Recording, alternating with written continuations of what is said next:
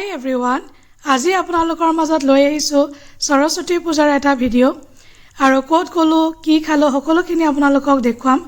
প্ৰথমতে আমি গলো মডেল স্কুলৰ ফালে।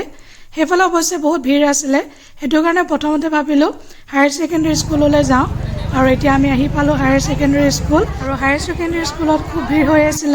আপোনালোকে দেখা পাইছে কিমান মানুহ আৰু খুব ভাল লাগিলে আৰু হায়াৰ সেকেন্ডাৰী স্কুলৰ খিচিৰিখিনি বহুত টেষ্টি হৈছিল আৰু বহুত ধন্যবাদ বাইদেউ, আপুনি আমাক নিমন্ত্ৰণ জনোৱাৰ বাবে। খুব ভাল লাগিলে স্কুলখনলৈ গৈ।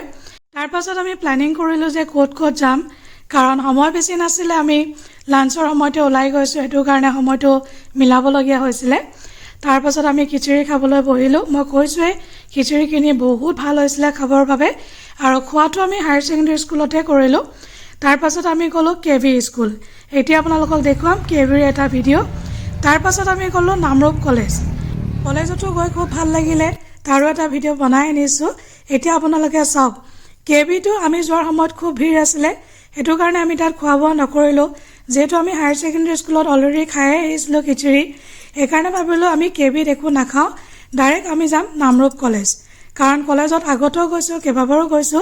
এতিয়া আমি আহি পালোহি নামৰূপ কলেজ আৰু যেতিয়া আমি গৈছিলো তেতিয়া মানুহৰ ভিৰ ভাৰটো অলপ কমিছিল আৰু এনেকৈ আমাৰ সৰস্বতী পূজা শেষ হ'ল আজিলৈ।